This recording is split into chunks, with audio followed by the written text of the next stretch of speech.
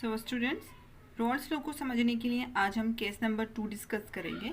Case number 2 देखो क्या कहता है कि इसमें आपको करना क्या है कि आपको जो सॉल्वेंट है आपका ए वो वॉलेटाइल लेना है और जो सॉल्यूट उसमें डिजोल्व करोगे बी वो नॉन वॉलेटाइल होगा।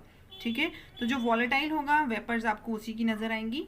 ठीक है, तो उसी का वेपर प्रेशर होगा और उस वेपर प्रेशर को आप कैसे कैलकुलेट करोगे रोल्स लॉ का यूज़ करके वो चीज़ हम समझेंगे।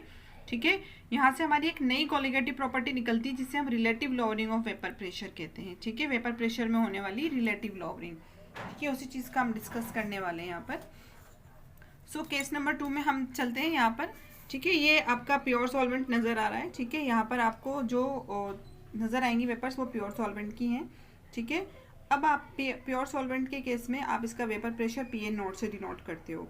अब यहाँ आपने इसमें एक नॉन वॉलेटाइल सॉल्यूट ऐड कर दिया है। ठीक है, तो यहाँ सरफेस पर आपको दोनों के मॉलिक्यूल नज़र आएंगे, वॉलेटाइल आपका जो वॉलेटाइल सॉल्वेंट है उसके मॉलिक्यूल्स और नॉन वॉलेटाइल सॉल्यूट दोनों के मॉलिक्यूल्स। ठीक है, तो वेपोराइज कौन होगा? आपका वॉलेटाइल सॉल्वेंट ही वेपोराइज होगा, बट उसकी वेपर्स कम हो जाएंगी क्योंकि सरफेस पर अब सॉल्यूट ने भी जगह बना ली है। ठीक है, तो यहाँ हम कह सकते हैं कि PN0 जो कि प्योर स्टेट में वेपर प्रेशर था वो सॉल्यूशन स्टेट में वेपर प्रेशर के कंपेयर में हायर हो गया। ठीक है, आगे चलते हैं, इसे डिस्कस कर लेते हैं। In case of pure volatile solvent the surface is occupied only by the molecule of the solvent. After adding the non-volatile solute, the surface now has molecule of both pure solvent and the solute.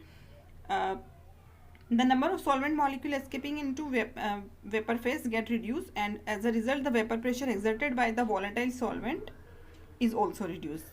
ये चीज़ समझ में आती है। This is known as relative lowering of vapour pressure. इसे हम relative lowering of vapour pressure कहते हैं, which is a colligative property. Colligative property क्यों है?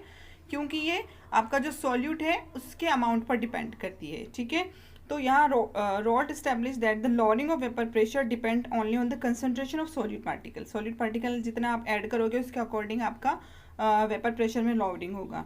Okay, and independent on their nature, nature पर इंडिपेंडेंट होता है। आप कैसा भी सॉल्यूट लो बट उसके पार्टिकल पर डिपेंड करेगा। रॉल्स ने क्या कहा था? अकॉर्डिंग टू रॉल्स, ये हमारा रॉल्स लॉ निकल कर आया था। PA क्या है? सॉल्यूशन स्टेट में vapour pressure is equal to the PA0 pure state में वेपर प्रेशर और XA यानी उस जो भी पर्टिकुलर जिसका वेपर प्रेशर आप ले रहे हो उसके मोल फ्रैक्शन। ठीक है, ये हमारा रोल्स लॉ था। अब आगे चलते हैं, यहाँ देखिए। ठीक है, ये सारी चीज़ें एक्सप्लेनेशन दी हुई है यहाँ पर। PA0 आप जानते हो PA से हायर होगा। Okay, then reduction in the vapour pressure of solvent, कैसे कैलकुलेट करोगे? सॉल्वेंट की वेपर प्रेशर में रिडक्शन कैसे हुआ? डेल्टा P, PA0 हायर था, इसमें से आपने माइनस कर दिया PA सॉल्यूशन स्टेट में। ठीक है, अब रॉल्स के अकॉर्डिंग आप जानते हो PA को हम कैसे डिनोट कर सकते हैं? PA is equal to the PA0 और XA। ठीक है, यहाँ पर PA0 XA आपने रख दिया PA की जगह पर। ठीक है, यहाँ से आपने PA0 कॉमन लिया तो 1 माइनस XA आ जाएगा इस इक्वेशन के अकॉर्डिंग, और 1 माइनस XA आप जानते हो क्या होता है? XB के अकॉर्डिंग होता है। कल भी हम डिस्कस करके आए हैं। ठीक है, जब आप देखते हो कि दो तरह के मॉलिक्यूल प्रेजेंट हैं तो एक का मोल फ्रैक्शन प्लस दूसरे का मोल फ्रैक्शन टोटल सोल्यूशन के मोल्स 1 के इक्वल आते हैं, तो वहाँ से आपने 1 माइनस XA निकाला। ठीक है, तो आपका डेल्टा P क्या आ गया? PA0 XB, ये निकल कर आ गया। ठीक है, तो delta P upon PA0 will be equal to the XB आ जाएगा। सो स्टूडेंट्स कंटिन्यू करते हैं हम। ठीक है, तो यहाँ से हमने रिलेटिव लॉवरिंग निकाला है, delta P upon PA0 equal to the XB हो जाएगा। ठीक है, आप जानते हो डेल्टा P किसके इक्वल है? डेल्टा P इक्वल है PA0 माइनस PA। ठीक है, सॉल्वेंट के वेपर प्रेशर में होने वाली लॉवरिंग को डिनोट करता है PA0 अपॉन XB। तो ये हमारा रोल्स लॉ के according relative lowering of vapour pressure को शो करता है। इसके फार्मूला से आप कैलकुलेट कर सकते हो relative lowering of vapour pressure. XB क्या है? बी के जो आपका नॉन वॉलेटाइल जो आपने इसमें ऐड किया था नॉन वॉलेटाइल आपका सॉल्यूट उसके मोल फ्रैक्शन को डिनोट कर रहा है। ठीक है, so equation two indicate the relative lowering of vapour pressure which is equal to the mole fraction of the solute. Okay, and we can also written as, हम उसको इस तरह से भी लिख सकते हैं। मोल फ्रैक्शन आप बी के अगर लिखोगे तो बी के moles upon total moles, total moles जो भी आपका सॉल्यूट और सॉल्वेंट प्रेजेंट है उनके मोल्स। ठीक है, तो इस तरह से आप कैलकुलेट करते हो relative lowering of vapour pressure. N B किसको डिनोट कर रहा है? Moles of solute. N A denote कर रहा है मोल ऑफ सॉल्वेंट को। कंटिन्यू करते हैं इसको। सो यहाँ से अगर हम बात करें, अगर आप डाइल्यूट सोल्यूशन की बात करो तो डाइल्यूट सोल्यूशन में आपके Na के मोल ज़्यादा होंगे, यानी आपका जो सॉल्वेंट है वो हायर।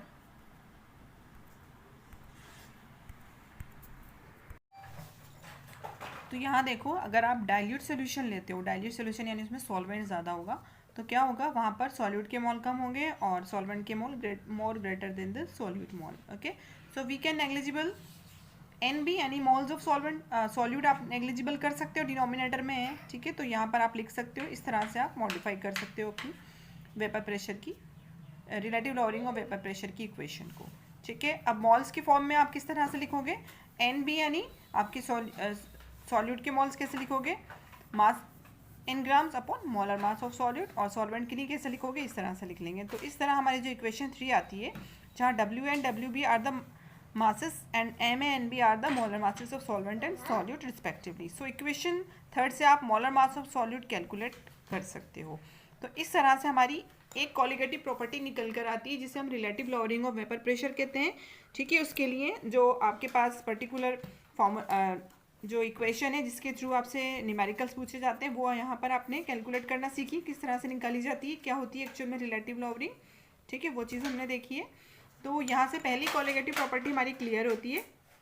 आई होप ये आपको समझ में आया होगा। और कॉलिगेटिव प्रॉपर्टी क्या है वो भी हम समझते हैं। कॉलिगेटिव प्रॉपर्टी यानी वो प्रॉपर्टी जो कि सॉल्यूट के अमाउंट पर, सॉल्यूट के मास पर, सॉल्यूट के मॉल्स पर डिपेंड करते हैं। Okay, thanks for watching.